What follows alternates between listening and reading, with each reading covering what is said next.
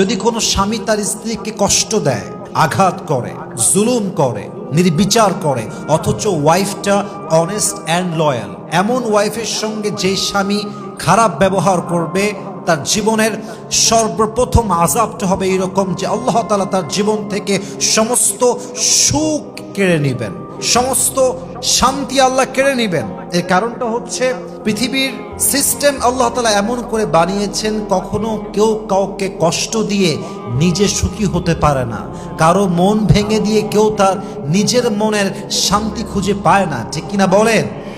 অনেকেই বলে দেখবেন ধোঁকাবাজরাই সুখে থাকে, অনেকেই বলে বেঈমানরাই সুখে থাকে, অনেকেই বলে নিমক হারামরাই দিন শেষে আরামে থাকে। আমি বলতে চাই, আপনার বাস্তবিক চক্ষু অর্থাৎ আপনার চামড়ার চোখ যা আপনি দেখছেন বাহ্যিক রূপে, তা আপনাকে ধোঁকা দিতে পারে।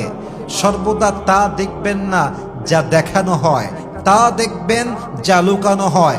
মাথায় রাখবেন, আল্লাহর খেলা বড় খেলা, আল্লাহর ধরা বড় ধরা।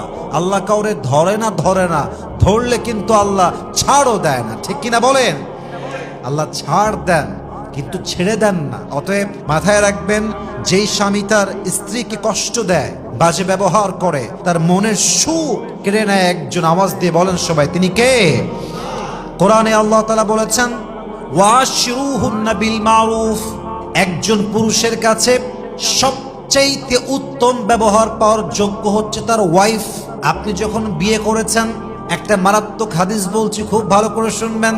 আল্লাহর রাসূল সাল্লাল্লাহু আলাইহি ওয়াসাল্লাম বলেছেন, একজন পুরুষ বিয়ে করার পরে তার মায়ের হক পিছনে হয়ে যায়, বাবার হক পিছে চলে যায়, বোনের হক পেছনে, ভাইয়ের হক পেছনে, বন্ধুর হক পেছনে, আত্মীয়র হক সব পেছনে।